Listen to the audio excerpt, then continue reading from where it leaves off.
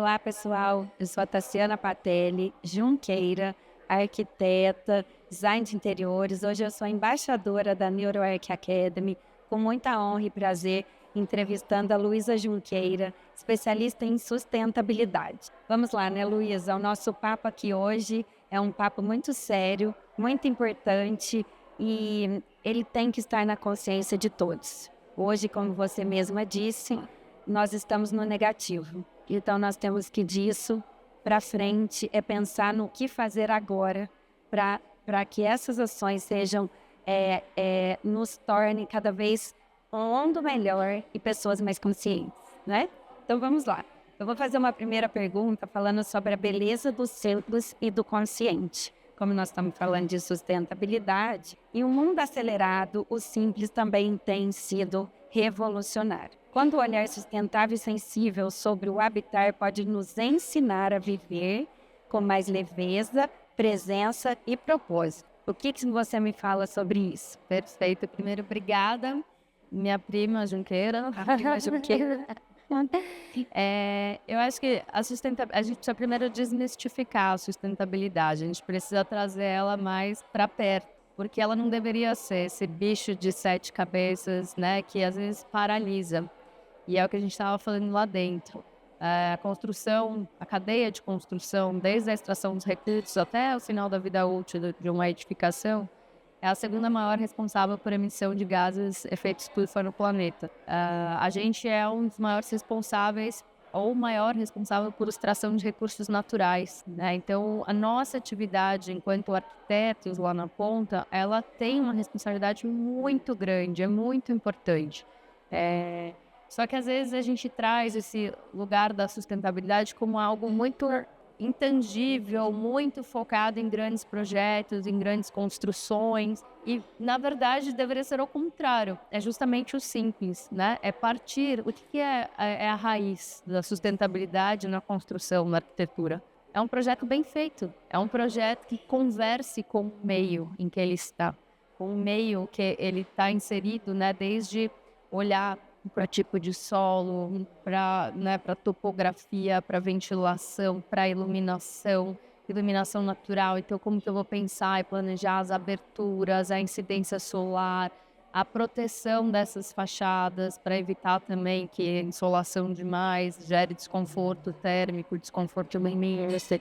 São coisas muito simples que partem de uma arquitetura bem feita, né? Então, acho que a primeira coisa é a gente desmistificar de que a sustentabilidade é algo focado, específico, só para grandes projetos e projetos corporativos. Aí tem um outro lugar, que talvez seja o lugar das certificações, que é o que eu mais costumo trabalhar. A gente não precisa, para tornar um projeto sustentável, necessariamente certificar ele. A gente precisa fazer um projeto bem feito e, como consequência, ele se torna um projeto sustentável e, aí, como consequência, ele pode ser certificável também. Mas eu acho que a gente tem que resgatar essa questão do simples, da natureza, olhar para o contexto em que a gente está e também resgatando um pouco do que a gente falava lá dentro. A sustentabilidade hoje já está caindo em desuso. A palavra sustentável não é que ela está caindo em desuso. A urgência dela já passou. A gente está correndo atrás. Exatamente. Então, a arquitetura ela não tem que ser mais uma arquitetura que reduza impactos ambientais. Mas como que eu penso e planejo um projeto que gere impactos positivos, né? Que tenha a possibilidade de tratar a água depois que ela sai de dentro do projeto, tratar o ar interior, ter vegetação que atraia a fauna e a flora de volta para aquele local que outrora foi degradado, enfim. Então, mas o principal, acho que a raiz que conversa com a sua pergunta é o simples, né? Às vezes a gente fica travado. É muito longe, é muito difícil e aí por isso eu não faço nada. Não, a gente tem que...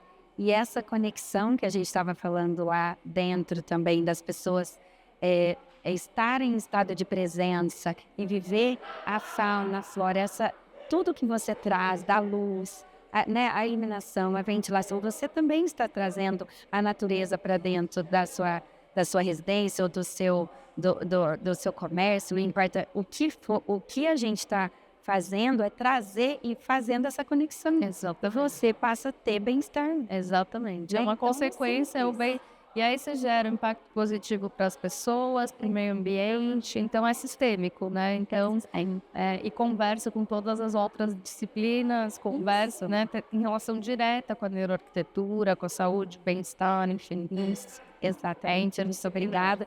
Nós vamos falar um pouquinho agora sobre a arte de estar presente. Quando falamos que a presença é uma arte, estamos falando do modo de existir por inteiro, exatamente isso que a gente está falando, né? Atento, conectado, essa conexão com os nossos lares, com o ambiente que a gente trabalha, e como essa consciência pode refletir na forma como projetamos os espaços mais conscientes e mais sustentáveis. Eu acho que, né, vou até reforçar essa questão do pensar num projeto eficiente. O que é um projeto eficiente? Não é um projeto que abarca tecnologias, né? Então, quando a gente fala de sustentabilidade, a gente tende a associar, né, o painel fotovoltaico na cobertura, a captação de água de chuva. Mas se o seu projeto é completamente ineficiente, então ele não parte de uma arquitetura passiva, bioclimática, que conversa com o meio, que respeita o local que ele está, você começa a colocar um monte de equipamento lá que consome energia, iluminação, dá com rodo, sistema de ar-condicionado, que você não pensou no conforto térmico, você vai ter que compensar isso com ar-condicionado. É um projeto ineficiente. E aí, para compensar essa ineficiência, você vai lá e coloca um monte de painel fotovoltaico na cobertura. Isso não é sustentabilidade, isso não é eficiência. Óbvio que ter energia renovável e ter painel fotovoltaico é fundamental, tem que ter. Mas você tem que dimensionar para a realidade do projeto, não para compensar um projeto ineficiente.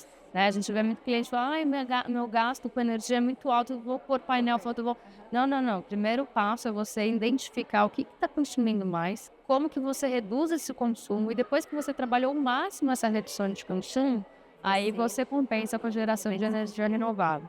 A mesma coisa a captação de água de chuva. Se eu estou num lugar que não chove, não faz sentido eu fazer uma infraestrutura enorme de captação de água de chuva que não vai me servir para nada, né? Vou ter despendido ali energia, recursos naturais, materiais, e não vai me resultar em algo efetivo. Então, não é porque eu ouvi falar que captar água de chuva, colocar painel fotovoltaico, estou dando exemplos aqui muito tangíveis que a gente tem, né, muito a associar. E para nós arquitetos, isso que você está falando é o simples, é o que a gente pode viver o dia a dia fazendo. Exatamente. Como eu te disse, eu sou de Poços de Caldas, sul de Minas. O que a gente pode fazer lá é isso. Então, a gente que faça isso, né? Nós não temos grandes projetos sustentáveis, mas esse é o parte do todo. Né? Exato. Nós somos isso. É isso, cada um tem que fazer a sua, né? É a história da pequena gota no oceano, cada gota conta. Então, se eu ficar esperando alguém fazer, é culpa do governo, não sei o que a empresa que tinha que ter feito, eu não fizer nada na minha casa, não adianta. Exatamente. Muito obrigada, Luísa. Nós que somos da NeuroArq, eu que estou aqui